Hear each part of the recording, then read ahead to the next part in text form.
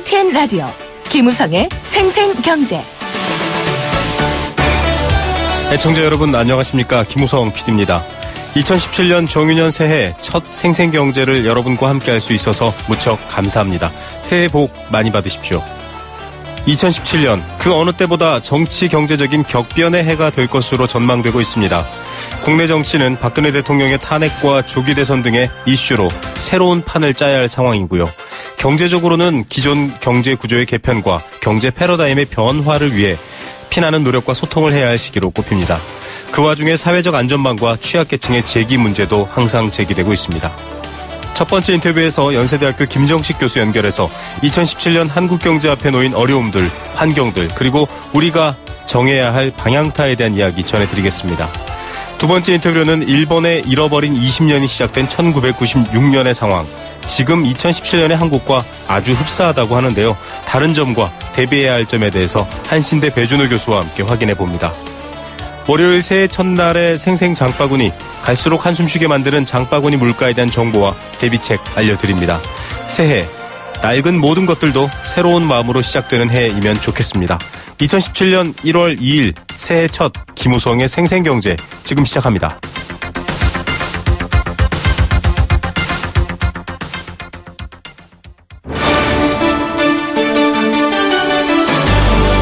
YTN 라디오 김우성의 생생경제.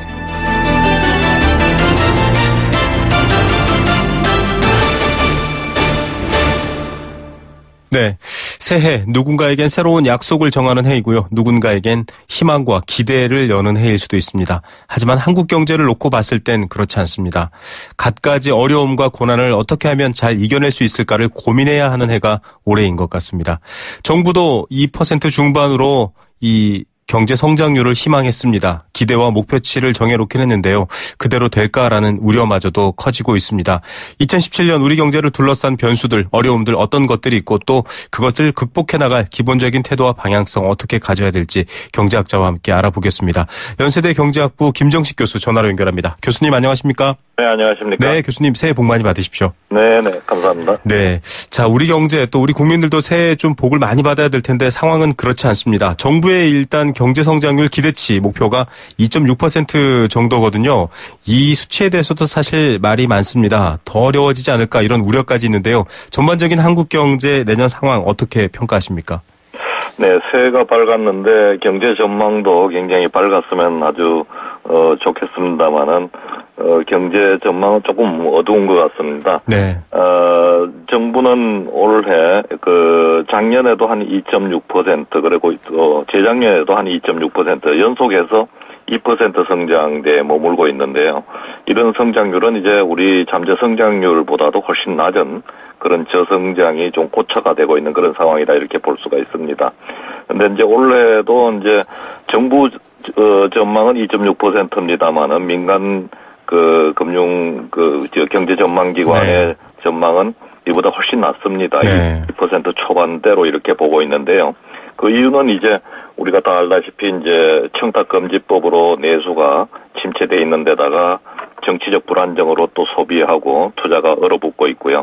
또 이제 대외적으로는 이제 트럼프 새 행정부가 들어서면서 보호무역을 강화하는 이런 조치를 취하고 있는 데다가 최근에 이제 대기업도 이제 정경유착 문제 때문에 또 앞으로 어떤 일이 벌어질지 모르는 이런 상황이기 때문에 우리 경제가 굉장히 불안정한 상황에 놓여 있다 이렇게 볼 수가 있을 것 같습니다. 예, 이 저성장의 고착화라는 이 진단이 많은 분들이 우려하는 이야기고요. 저희가 또 2부에서 한번 관련 내용을 일본과 비교해서 다뤄볼 예정입니다.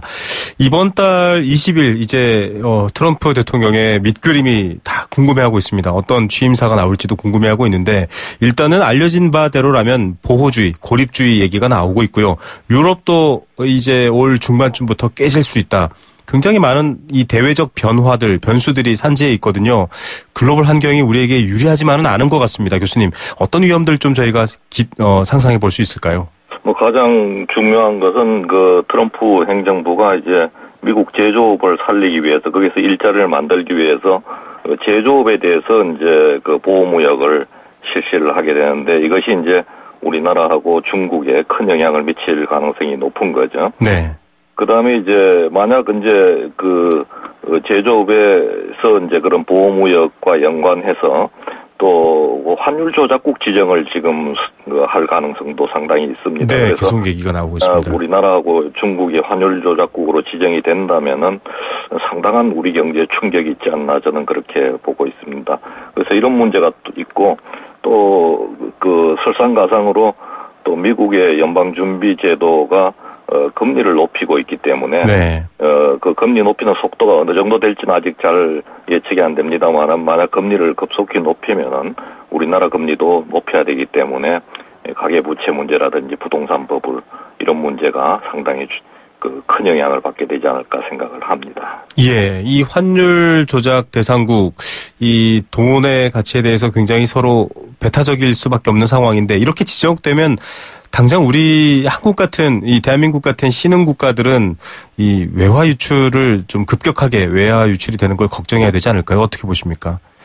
그렇습니다. 이제 우선 그 수출에서 상당히 애로 요인이 발생하고요. 특히 미국에 대한 수출은 크게 줄어들 가능성이 높고 또 그 환율 조작국으로 지정되는 순간에 또 국가 신뢰도가 낮아지면서 자본 유출이 발생할 수도 있고요. 이러기 때문에 상당히 우리가 좀 신경을 쓰는 그런 부분이다 이렇게 생각이 듭니다. 네, 좀 과거에는 선진국이 잘 되면 신흥국들도 좀 잘 되던 이른바 가치사슬이나 블록 경제가 있었다고 했거든요. 지금도 우리는 사실 미국과도 밀접한데요. 이 미국이 지금 바꾼 태도는 뭔가 보호무역주의, 그러니까 강대국만 더 잘 살겠다 이런 태도를 취하게 되면 FTA 같은 것도 다 재협상하거나 좀 전폭적인 어떤 이 구조 변화가 있지 않을까 이런 우려가 있습니다. 어떻게 보십니까? 그렇습니다. 이제 미국이 잘 살 때는 큰 문제가 없었는데 세계 경기 침체가 지속되면서 이제 미국 경제도 굉장히 어려움을 겪게 되고 네. 그 트럼프 대통령 당선자는 이런 어려움이 그 중국과 한국 이런 동아시아 국가들이 미국의 국부를 뺏어가서 그런 게 아닌가 이런 생각을 하고 있는 겁니다. 네네. 그 중상주의 정책이라 그러죠. 그래서 그 각 나라가 자기의 국부를 위해서 환율을 높이고 보호무역을 해서 이렇게 국부를 증대시키려고 그러는 게 아닌가. 그렇다면은 이제 중국이 이렇게 잘 사는 게 잘 된 것이 미국의 국부를 뺏어가지고 가서 그렇다. 이렇게 생각을 하고 있기 때문에 그 이제 보호무역을 하게 되고 또 FTA라든지 이런 것도 재협상을 하려고 그랬는데 특히 이제 우리나라와의 FTA 재협상은 그 FTA가 이제 2012년에 발효가 되는데 네. 2011년 무역수지, 대미무역수지하고 2015년 대미무역수지 흑자를 비교해 보면은 한 2.2배 정도가 늘어났습니다. 우리나라가 그 네. 돈을 많이 들어왔다는 거죠. 그러니까 이제 이게 FTA가 뭔가 미국한테 불리하게 이렇게 만들어진 게 아닌가 이런 생각을 미국이 하게 되고 FTA 재협상을 해야 되겠다 이런 얘기가 나오고 있는 것 같습니다. 예, 그래서 몇몇 철강 같은 품목은 이미 굉장한 견제를 받고 있고 반덤핑 관세 얘기까지 나오고 있는 상황인데요. 지금 교수님께서 지적해 주신 것처럼 이 다른 나라의 부가 미국의 부를 뺏어간 것이다라는 인식이 이제 브렉시트와 트럼프 당선으로 이어지고 있는데 일단은 미국은 금리를 인상했습니다. 12월에 인상했고요. 이때 회의 내용을 지금 4일 공개하겠다. FOMC 회의록을 공개하겠다 이렇게 얘기를 하고 있습니다. 교수님께서 아까 지적해 주신 것처럼 지금 한국의 부채라든지 금융 상황은 녹록치 않은데요. 미국 금리 인상이 3차례가 있다고 하는데 이를테면 상반기에 2차례가 몰릴 경우 우리 경제 굉장히 어려워지지 않겠습니까? 그렇습니다. 미국이 이제 금리를 올해 한 2번 내지 3번 올리지 않을까 이렇게 저희들은 전망을 하고 있는데요. 그거는 이제 미국 경기가 얼마나 빨리 회복되느냐 또 물가가 얼마나 높아지느냐 이런 거하고 연관이 있습니다만은 만약 하여튼 미국이 금리를 빨리 높인다면은 우리도 이제 금리를 높이지 않을 수가 없는데 만약 금리를 안 높이게 되면은 자본이 이제 빠져나가면서 외환 위기를 겪을 수가 있는 거죠. 네. 근데 이제 금리를 높이자니 또 가계부채하고 또 한계기업 문제라든지 또 부동산 버블 이런 국내적인 문제가 있기 때문에 사실 한국은행 입장에서 봐서는 금리를 높이기도 어렵고 또 금리를 안 높이기도 어렵고 이런 딜레마 상태에 빠져 있는 거죠. 네.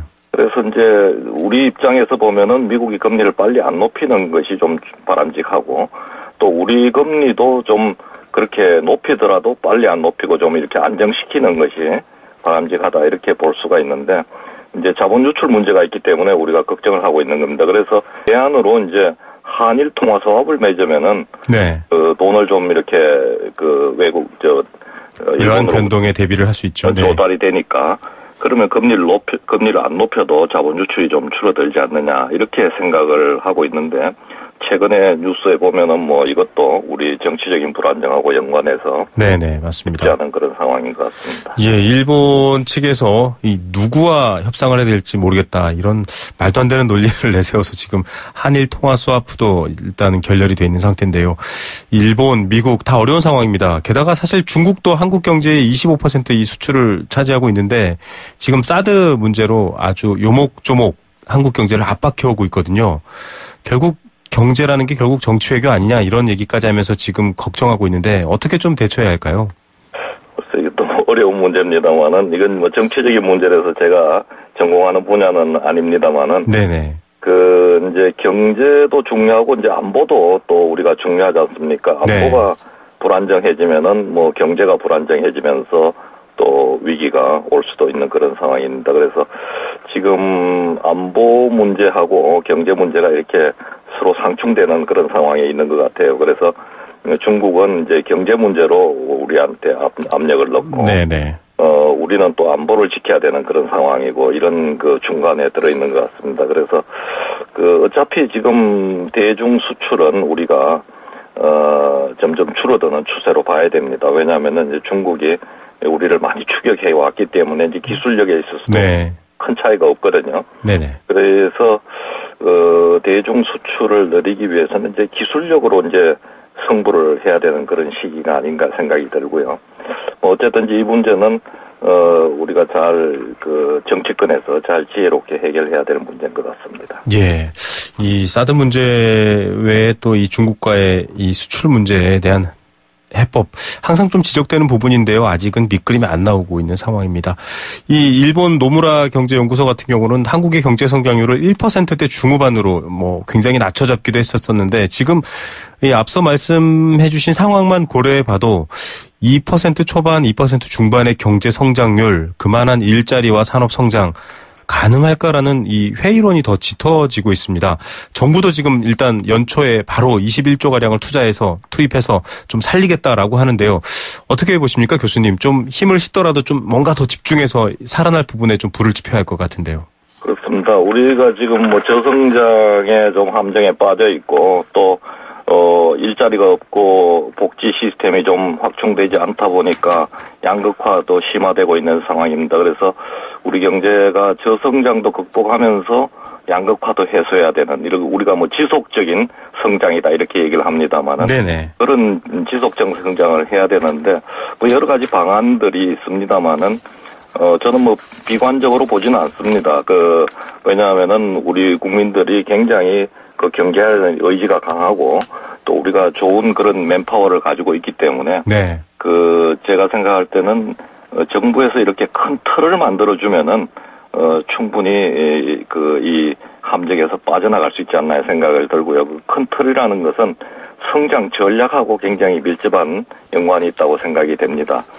중국도 성장 전략을 잘 세워가지고 빠르게 성장을 해가지고 G2가 갑자기 돼가지고 미국하고 이렇게 대립하고 있지 않습니까? 그래서 지금 우리가 어떤 성장 전략을 이번에 선택하느냐, 새 정부에서 선택하느냐에 따라서 우리가 앞으로 이 저성장의 함정에서 빠져나올 수 있을지 아니면은 그냥 계속 있을지가 결정된다 이렇게 볼 수가 있을 것 같습니다. 예, 항상 이 경제적 어려움을 국난 극복이라고 표현을 했는데 그때마다 주인공은 국민들이었습니다. 그런 좋은 환경을 위한 성장 전략의 틀을 잘 짜야 한다. 이 말씀에 많은 분들이 공감하실 것 같습니다. 교수님, 오늘 말씀 감사드립니다. 감사합니다. 네, 연세대학교 경제학부 김정식 교수였습니다. YTN 라디오 김우성의 생생경제. 네, 함께 느끼는 우리 경제, 공감 경제 사전입니다. 경제의 어려운 말들 사전 한 권 만들어 가듯이 여러분들과 함께 공감하면서 의견도 나누고 새로운 이야기도 또 발견하는 그런 시간입니다.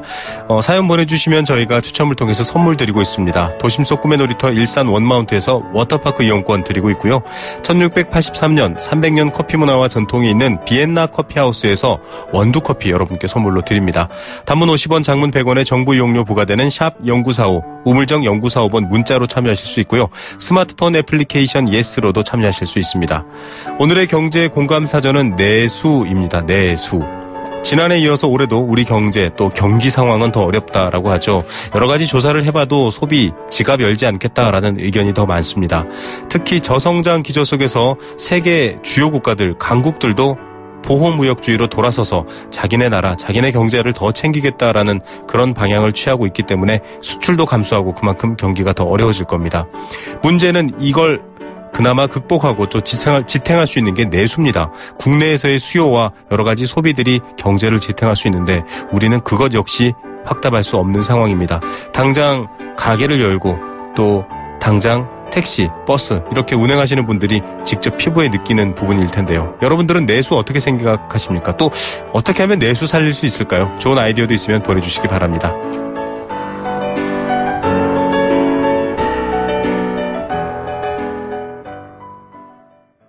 생생경제일부 포스코와 함께했습니다. 캠페인 들으시고요. 경제 톱뉴스로 돌아오겠습니다.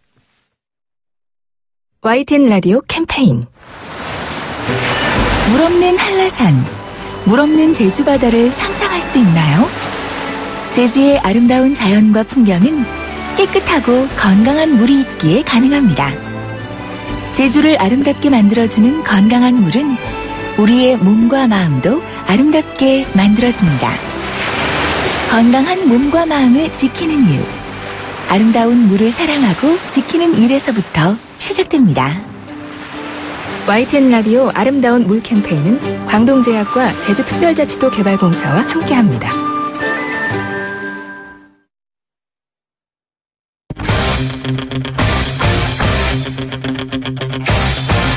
지금 가장 뜨거운 경제 소식. 경제 톱 뉴스. 네, 이 시각 주요 경제 뉴스 먼저 전해드리겠습니다. 이 어려운 부채 상황 때문에 풍선 효과라고 하죠. 저축은행이나 여러 가지 고금리 상품으로 몰리신 분들 많을 텐데 그분들을 위한 보완 정책이 나왔습니다. 첫 번째 소식으로 전해드리겠습니다. 어려운 경제 상황을 반영하는 이유겠죠. 아파트 청약 경쟁률이 뚝 떨어졌습니다. 관련 소식도 전해드리겠습니다. 증권사의 투자 의견이나 목표 주가를 크게 변경할 때 좀 까다로워진다고 합니다. 여러 가지 시장 견제 장치가 될 수 있을까요?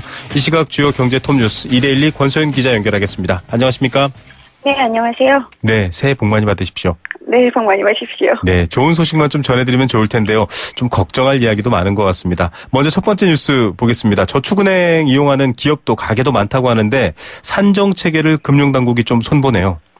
네, 이 대출을 받을 때 고객 신용도나 상환 능력 등에 따라서 금리가 좀 다르게 적용이 되는데요. 네. 일부 저축은행은 이걸 감안하지 않고 무조건 고금리를 적용하기도 했습니다. 사실 금융감독 당국이 지난해 4월에 상호저축은행 감독 업무 시행대책이란 걸 바꿔서 저축은행들이 합리적인 금리 산정 체계를 운영하도록 했었거든요. 그런데도 신용등급 높은 고객에게 대출할 때 연 20% 내외의 고금리를 적용하는 검유들이 좀 많았습니다. 네. 그래서 금감원이 작년 5월부터 11월까지 가계신용대출 규모 상위 14개 저축은행을 점검을 이제 해봤더니 이게 사실로 드러났는데요. 금리를 산정할 때 실제 원가를 사용하지 않고 비용을 부풀리거나 또는 부도로 인한 손실을 계산할 때도 임의 수치를 사용하는 등 이 금리 산정을 좀 엉터리로 하고 있다는 겁니다. 저축은행 중에 5곳에서 6곳 정도는 근본적으로 금리 산정 체계를 좀 뜯어 고쳐야 한다라는 게 금감원 판단인데요. 네. 그래서 금융감독원이 저축은행들이 자의적인 대출금리 산정을 하지 않도록 금리 관련 세부 기준을 마련하고 올해 1분기 안에 저축은행 중앙회 표준 규정에 반영하기로 했습니다. 네. 참 이런 부분들에 대해서 많은 분들이 좀 관심을 가지셔야 되는데요. 일반 은행에서도 금리나 요구권이 있다는 걸 모르시는 분들도 많더라고요. 자, 아파트 청약 경쟁률이 뚝 떨어졌다. 그만큼 경기 상황 반영된 건가요? 네, 한동안 부동산 시장 화랑을 이끌었던 게 바로 청약 시장이었잖아요. 네. 그런데 정부의 지난해 11월 3일에 나왔죠. 부동산 안정화 대책이 본격적으로 효과가 나타나고 있는 것으로 보입니다. 이 금융결제원과 부동산 124에 따르면 지난달 분양된 새 아파트 79곳의 1순위 청약 경쟁률을 보니까 평균 7.3대 1로 조사가 됐는데요. 지난해 11월이 18.2대 1이었고 10월에는 20.5대 1이었는데 이제 한 자릿수로 떨어진 겁니다.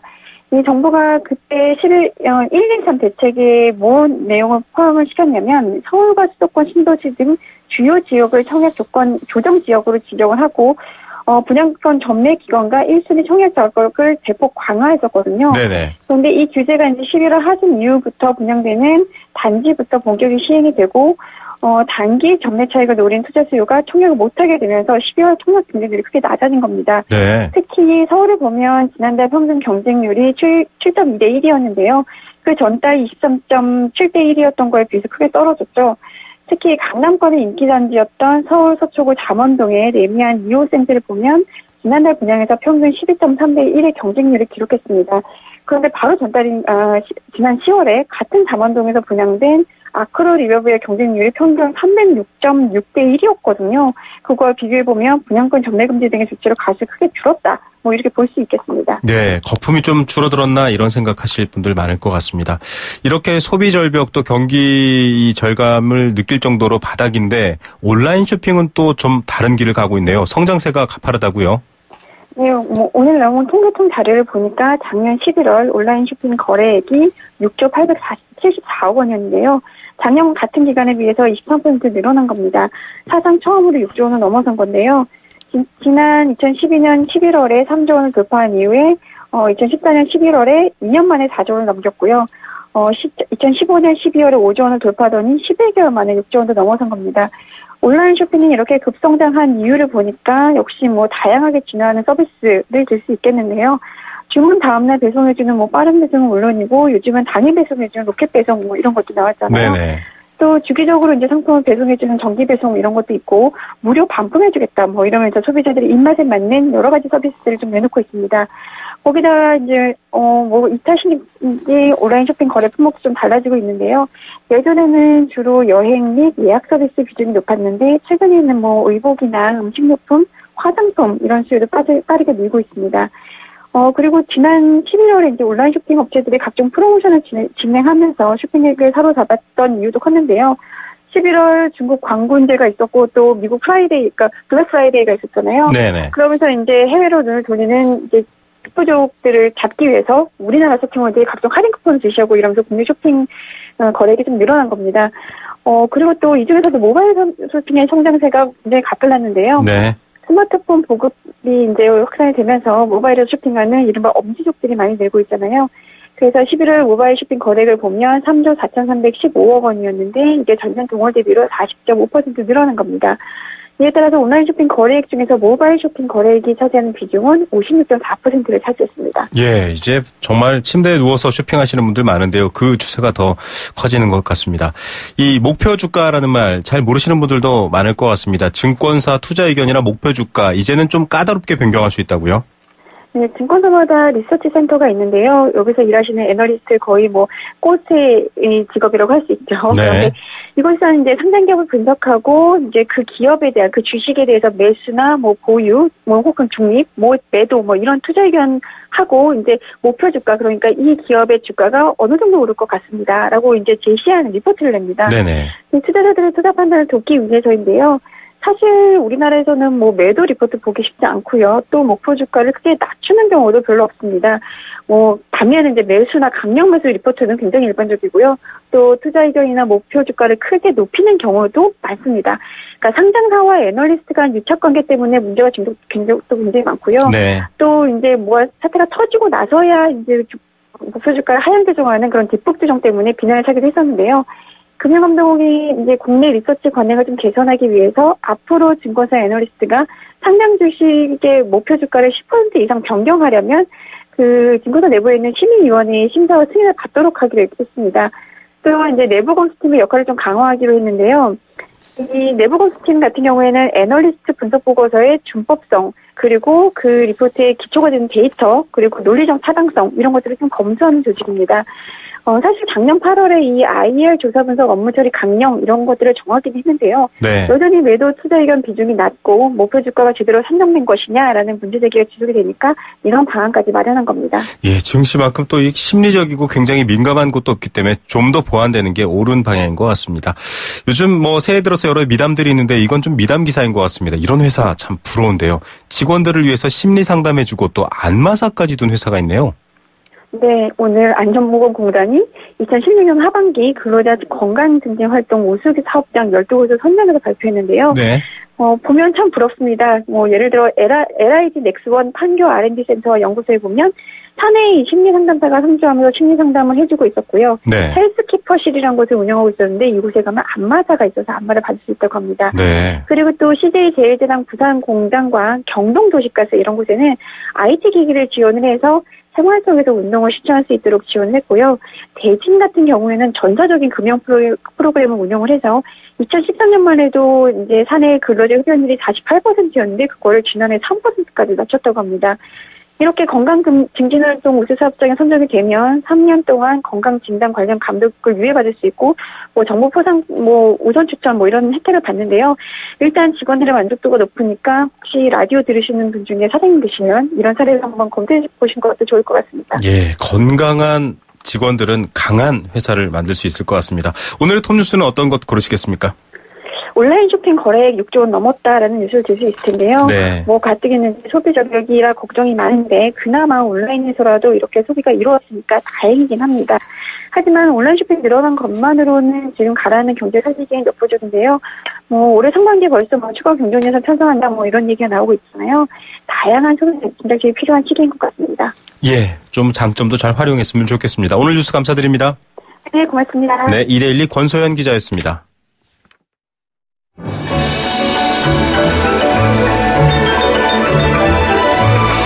오늘의 경제를 들여다보는 시원한 창. YTN 라디오 김우성의 생생경제 생생인터뷰. 네, 앞서 첫 번째 인터뷰에서도 이 연수대 김정식 교수와 함께 그런 얘기를 해드렸죠. 이 성장률 2%대 중반을 3년 연속 정부가 그것도 기대 목표로서 정해둔 이유, 저성장의 고착화로 들어선 것 아닌가 하는 우려다라고 하는데요. 이런 걸 먼저 겪은 사회가 있습니다. 바로 일본입니다. 하지만 우리보다는 훨씬 경제 규모나 여러 가지 경제적인 이 내구력에 있어서는 앞서 있습니다. 우리가 일본을 잘 살펴보고 또 여러 가지 이 본받을 점 내지는 또 비교해야 될 점들을 보지 않는다면 똑같이 앞서가던 사람이 넘어졌는데 우리도 넘어질 수 있습니다. 일본의 잃어버린 20년, 시작된 1996년의 상황과 2017년 대한민국의 상황이 비슷하다. 이런 리포트들이 나오고 있습니다. 자, 어떻게 하면 우리가 좀 헤쳐나갈 수 있을까요? 또 일본 경제가 갖고 있는 의미는 어떤 것들일까요? 한신대학교 글로벌 협력대학의 또 일본 경제 전문가이십니다. 배준호 교수 연결하겠습니다. 안녕하십니까? 네, 안녕하세요. 네. 이 지금 한국 경제가 오랫동안 이어져 온 구조적 문제, 이 구산업의 패러다임을 좀 바꾸자 이런 내용도 있지만 또 대외적으로 굉장히 어렵고 정치적으로도 힘든 상황입니다. 인구도 줄고 있고요. 이런 상황이 일본과 비슷하다라는 얘기가 나오고 있는 분들이 많은데요. 왜 이런 얘기가 나오는 걸까요, 교수님? 글쎄요, 기본적으로 우리가 이명박 정부 후반부터 벌써 5년, 6년째 저성장하면서 자연스럽게 이런 얘기가 나오는 것 같은데요.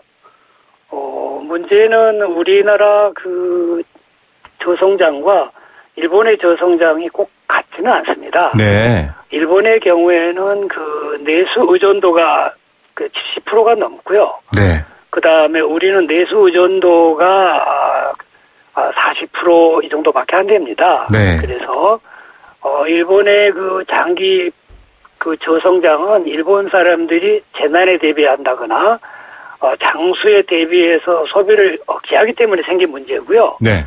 우리의 저성장은 우리의 주요 무역 파트너들인 거래 상대국, 미국이나 중국 등 해외 경제가 안 좋아서 일어난 저성장의 탓이 크기 때문에 두 나라의 저성장이라고 하는 결과는 같지만 네. 그 구조는 크게 다르다고 볼 수 있겠습니다. 예. 이를테면 직접적인 경제적 위기가 아니라 어떤 경제적인 행동 습성이랄까요? 이런 것들에 대한 차이도 있는 것 같고요. 일단 좀 눈여겨보고 싶은 게 1996년부터 일본이 장기 불황에 들어섰습니다. 잃어버린 20년 이런 말이 시작된 해인데 그때 보니까 생산 가능 인구가 감소세로 돌아선 직후였다. 그래서 봤더니 2017년이 한국의 생산 가능 인구가 감소세로 들어가 있다. 이렇게 인구 구조적으로 그렇게 좀 보는 면도 있더라고요. 글쎄, 인구학자들은 이제 그렇게 볼 수 있겠죠. 네네. 일본은 아까 말씀하신 대로 96년부터 줄었으니까 벌써 20년 이상 줄고 있고요. 전체 인구도 지난해부터 줄고 있어요. 네. 2015년이니까 벌써 2년 전이군요. 네네. 근데 우리가 이제 금년부터 생산 가능 인구가 줄 거라고 이렇게 보도되고 있는데요. 네.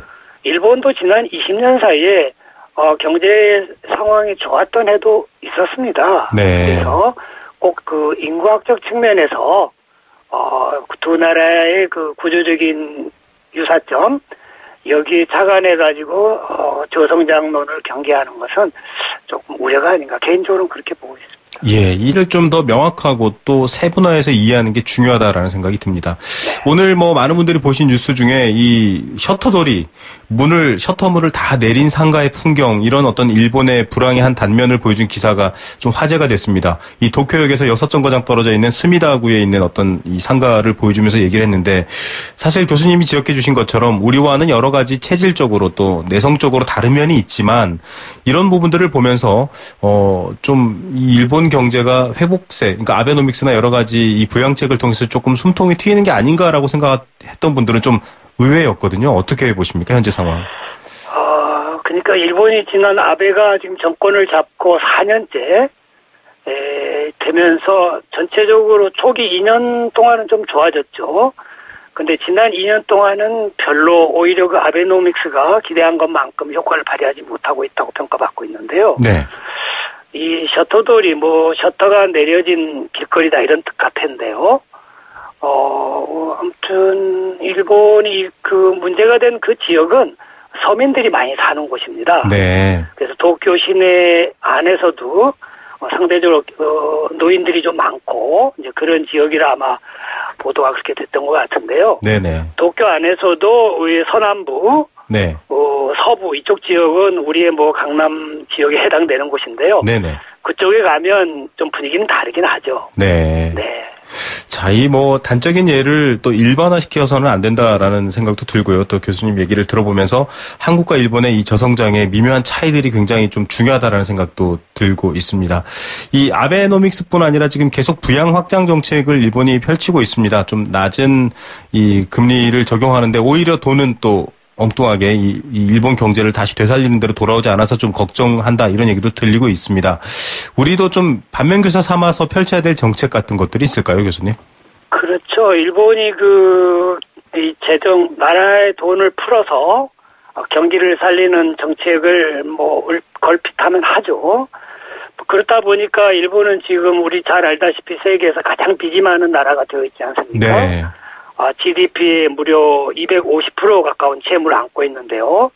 참고로 우리는 GDP의 한 40% 정도 채무를 안고 있죠. 네. 그래서 우리는 여차하면 정부가 나라 돈을 풀 여유가 있는 거죠.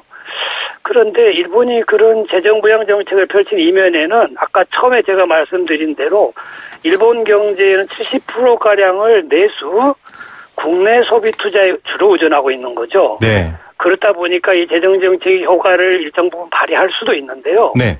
우리는 아까 제가 말씀드린 대로 해외 성장 수출을 통해서 우리가 성장을 해온 나라이기 때문에 재정정책을 펴가지고 경기를 부양시키는 것은 한계가 있죠. 네. 실질적으로 이제 해외 수출이 어렵고 해외 여건이 안 좋은 지난 몇 년 동안은 건설 경기를 키우기 위해서 우리도 재정 부양 정책을 펼친 바 있지만 그렇게 해가지고 0.5% 내지 1%포인트 경제 성장률을 올렸다 이런 평가도 나오지만 계속될 수 있는 성장은 아닌 거죠. 네. 질이 나쁜 그런 성장이라고 볼 수 있는 거죠. 예, 일본과 똑같이 생각하면 안 된다. 내수의 70%가 내수인 일본 경제와 40%가 내수인 한국 경제에서 돈을 풀었을 때 일본은 내수의 긍정 효과가 있을 수 있지만 한국 경제는 오히려 지금 부채 문제라든지 여러 가지 부동산 관련해서는 부작용도 있는 상황인데 이런 차이를 계속 지적해 주신 부분들을 좀 알아야 될 것 같습니다.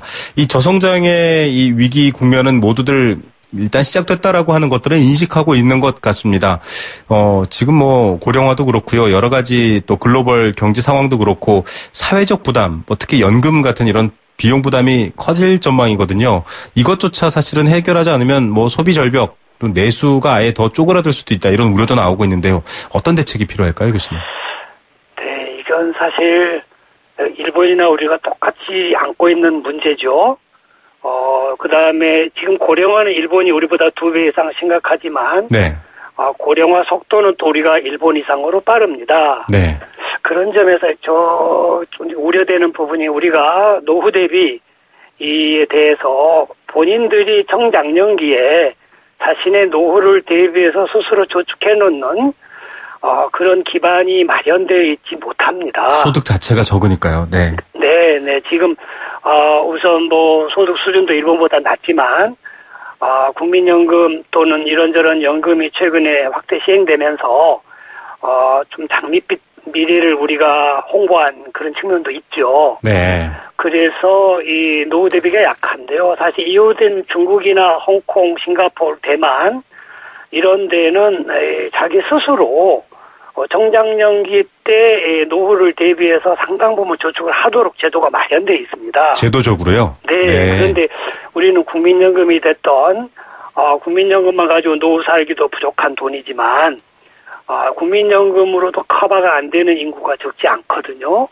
그런 점에서 다음에 들어설 정부에서는 우리 동아시아의 다른 나라들이 벌써 5년, 10년 전부터 하고 있듯이 정장년기에 자기 스스로 노후를 대비해서 조금씩 대비해 나갈 수 있는 저축 그런 제도를 도입해야 되지 않을까 그렇게 생각하고 있습니다.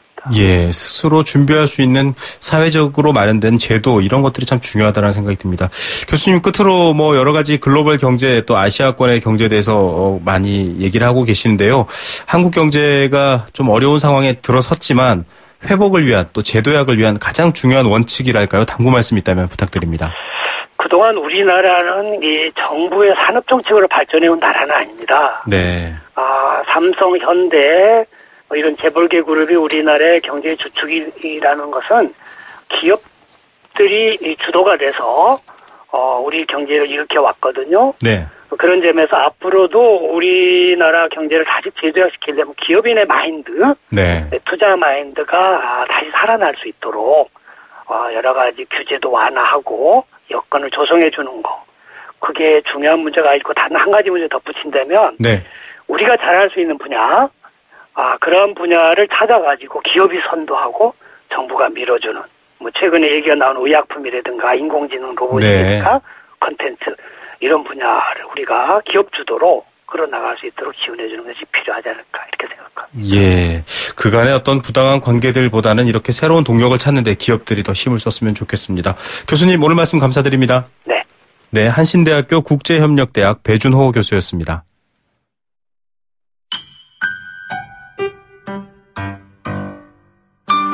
행복한 살림살이 생생 장바구니. 네, 갈수록 뭐 어려운 경제 상황 사실은 말로 와닿는 것보다 피부에 와닿는 게 더 심각하겠죠. 바로 그건 장바구니입니다. 장바구니 보면서 이제 10만 원으로 살 수 있는 품목이 몇 개 안 된다 이런 얘기를 하시는 분들도 많은데요. 그런 분들을 위해 항상 월요일에 마련된 코너죠. 새해에도 변함없이 함께합니다. 생생 장바구니 오늘도 한국농수산식품유통공사 김시아 대리 연결하겠습니다. 안녕하십니까? 네, 안녕하세요. 김시아입니다. 새해 복 많이 받으세요. 새해 복 많이 받으세요. 네, 새해는 일출은 좀 보셨어요? 저는 일출보다는 좋은 꿈을 꾸려고 노력했는데요. 늦잠을 잤습니다. 저도 마찬가지입니다. 네, 자, 이 정유년 새해가 밝았습니다. 좀 뭐 아직도 이 장바구니 걱정이 많아졌거든요. AI 때문에도 그렇고요. 네, 그래도 좀 새해 복이 될 만한 좋은 물가 정보 먼저 부탁드립니다. 네. 올해 한 해도 많은 분들한테 이 생생한 물가 정보 제공하도록 제가 많이 노력하겠습니다. 네. 새해인 만큼 이번 주는 좀 가격이 내려가는 품목 먼저 말씀드리고 싶습니다.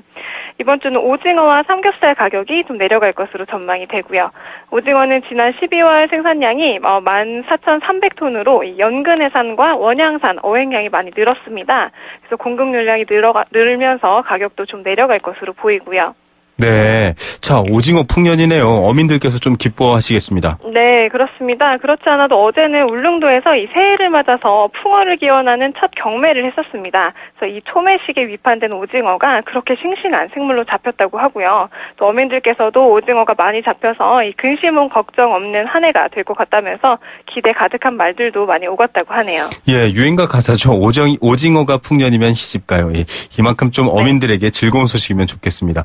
울릉도 새벽 시장 아주 분주했겠습니다. 삼겹살 가격이 내려간다고요?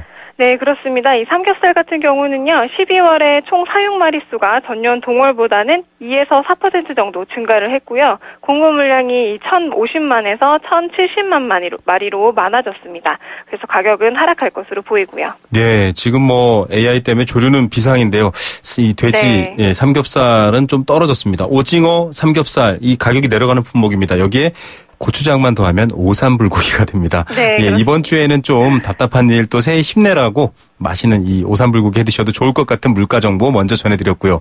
네. 자, 가격이 올라가니까 조금 피하면 좋겠다 싶은 품목 알려주시죠. 네, 이번 주는 이 풋고추와 다다기 오이 가격이 약간 상승을 하겠습니다. 네. 풋고추는 주 출하지가 경남 진주와 밀양 지방인데요. 이 지역의 재배 면적이 전년보다 14% 정도 축소가 되었습니다. 그래서 이로 인해서 물량이 줄면서 가격은 좀 상승하겠고요. 또 다다기 오이는 추운 날씨 때문에 이 시설 난방비 이 같은 재배 비용이 상승을 했고 또 일조량도 감소하면서 생육이 많이 부진한 상황입니다. 그래서 출하량이 많이 감소해서 가격은 올라갈 것으로 보이고요. 네, 풋고추 다다기 오이 가격이 올라갑니다. 좀 다른 대체품들 알뜰하게 소비하시면 주머니 경제에도 도움 되실 것 같습니다. 네. 물가 정보 잘 들었고요. 이 농식품부에서 식품 명인을 선정했다 이런 소식을 들었거든요. 네, 그렇습니다. 명인 그러면 보통 뭐 나이 지긋하시고 이렇게 한복 입으신 뭔가 전통 문화 이런 것들 하시는 분일 것 같은데 네, 식품 맞습니다. 명인은 뭔가요? 그 식품 명인은요, 그 전통식품의 제조, 가공, 조리 이 세 가지 분야에서 계속해서 20년 동안 종사하신 분들 아니면 이 전통식품의 제조, 가공, 조리 방법을 원형대로 보존을 하면서 이를 그대로 실현하는 분들을 기준에 따라 지정하고 있는 건데요. 네네. 작년 12월 9일에 농식품부에서 식품 명인 7인을 선정을 했습니다. 아, 그렇군요. 상당히 네. 기준이 까다롭네요. 20년간 이 한 분야를 하셔야 되는 건데 네, 7명의 그 식품 명인들 어떤 분들인가요? 네, 간단하게 몇 분만 소개를 해드리자면 이 주류에는 삼해소주의 김택상 명인, 또 장류에는 제주 막장의 양정욱 명인, 그리고 한과류에는 인삼전거의 정영석 명인 등 이렇게 부류별로 총 7명의 명인들이 선정이 되었고요. 이런 식품 명인은 94년부터 지정이 되기 시작해서 현재 총 82인이 명인으로 지정이 되어 있습니다. 네, 참 다양한 분야 또 낯선 분야들도 있는 것 같습니다. 이 네. 식품을 계승하고 발전시키는 또 우리 고유의 식품인 것 같아요. 이분들의 제품을 좀 체험하고 나도 이거 맛보면 좋을 것 같은데 이런 분들도 네. 있을 것 같은데요. 네, 제가 지난주에 강남역에 개관한 이 이음이라는 곳. 아, 기억납니다. 그렇죠. 한국전통식품문화관이라고 다른 이름도 갖고 있는데 여기를 소개해드렸었죠. 그래서 네. 바로 이곳에서 식품 명인의 제품을 전시하고 또 판매도 하고 있습니다. 명인이 직접 참여하는 체험 프로그램도 다양하게 운영이 되고 있어요. 그래서 평소에 관심이 있었던 분야나 그런 쪽에서는 어떤 프로그램이 운영되는지 한번 확인해 보시고 홍보하고 있는 많은 제품들 이음에서 구경해 보시면 좋을 것 같습니다. 네, 강남역에 개관한 한국전통식품문화관 이음입니다. 언제 한번 제가 가서 이 월요일 코너를 직접 이 녹음 제작을 해도 좋겠다라는 생각이 드네요. 네, 정말 좋을 것 같습니다. 네. 자, 이 유용하게 잘 활용될 수 있고 또 궁금하신 분들 찾아가시면 될 것 같습니다. 이 20년을 한 분야만 파면 이렇게 식품 명인이 된다고 하는데요. 김시아 대리께서는 20년을 이 물가 정보를 전해주시면 물가 명인이 될 수 있겠다라는 그런 생각도 들었습니다. 네. 자, 이 14일부터는 또 첫 겨울 여행 주간이 시작되네요. 아, 네, 그렇습니다. 이번 달 그 14일부터 30일까지 겨울 여행 주간이 진행이 될 예정입니다. 이번 여행 주간에서는 문화체육관광부와 이 한국관광공사가 주최를 하는데요. 추운 날씨 때문에 선뜻 여행 생각이 나지 않을 것 같은 이 겨울철에도 재밌고 행복한 여행 다녀오시라고 이번에 처음 시행이 되는 행사입니다. 네, 겨울 여행 주간 저도 사실 낯설긴 한데요. 어떤 내용입니까? 네, 특히 리조트와 이 숙박업계 쪽에서 입장료를 저렴하게 낮췄습니다. 오션월드, 에버랜드, 또 텐진 리조트 같은 실내 워터파크가 입장료를 50%까지 할인을 하고요. 롯데호텔, 현대호텔을 포함한 전국 숙박업소 234곳에서도 최대 70%까지 할인을 하고 있으니까 여행 계획하시는 분들 부담이 좀 많이 줄어들 것이라고 생각이 드네요. 네, 겨울에도 좀 내수 경기를 살리는 마중물이 되면 좋겠는데 인근으로 가볍게 여행 가시고 싶은 분들, 주말 여행 떠나시는 분들도 누릴 만한 혜택이 있습니까? 네, 물론입니다. 이 4대 궁, 종묘, 또 국립생태원 같은 곳도 이 입장료를 50% 저렴하게 이용을 할 수 있고요. 전국 박물관이나 미술관 80여 곳도 무료로 개방되거나 또 관람료를 할인해 준다고 합니다. 그래서 당일치기로 여행 이런 곳으로 다녀오시는 분들도 이번 겨울 여행 주간에 제공받을 수 있는 프로그램이 많은 것 같습니다. 예, 이 장바구니 정보뿐만 아니라 이 놀러 가는 정보까지도 알뜰하게 네. 전해주시는군요. 지역 축제, 좀 겨울 축제 많이 열리는 시즌인데요. 한 가지 네. 추천 부탁드립니다. 네, 지금 전국 곳곳에서 다채로운 행사들 열리고 있는데 그중 한 가지를 좀 추천을 해드리자면 아무래도 겨울하면 저는 강원도부터 떠오르더라고요. 그렇죠. 그래서 네, 지금 춘천에서 이 로맨틱 춘천 페스티벌이라는 축제가 열리고 있습니다. 12월 23일부터 1월 29일까지 열리고 있고요. 이번 행사 동안 아이들을 위한 아이스링크도 오픈이 되고 또 아이스 발레단 공연이나 음악 불꽃쇼도 보실 수가 있습니다. 또 7080 노래 경연대회와 같은 이벤트도 진행되고 있고 그래서 부모님이나 우리 가족들 같이 다녀오시면 정말 좋을 것 같아요. 네. 그리고 올해가 정유년이잖아요. 붉은 네. 닭의 해인데 그래서 이 말의 끝에 뭐뭐하닭 이런 신조어가 또 생긴 것 같아요. 네. 그래서 이 춘천 닭갈비와 시티투어가 결합된 뜨겁닭 투어도 춘천에서 준비를 하고 있으니까 네. 주변 분들과 식도락 여행 떠나보셔도 좋을 것 같습니다. 예, 올해는 정말 이 힘나는 달개해였으면 좋겠다라는 생각도 해봅니다. 오늘 소식 감사드립니다. 네, 감사합니다. 네, 한국농수산식품유통공사 김시아 대리였습니다. 네, 생생경제 2017년 첫 번째 생생경제 여러분과 함께 나눴습니다. 경제, 이 방송 처음 시작할 때가 이 무렵이었는데요. 경세재민, 세상을 다스려서 백성들을 돕는 일이다라고 했는데 그런 방송 올해도 변함없이 여러분께 전해드리겠습니다. 내일 오후 3시 10분 다시 함께 힘내는 경제 이야기로 찾아뵙겠습니다. 김우성의 생생경제였습니다.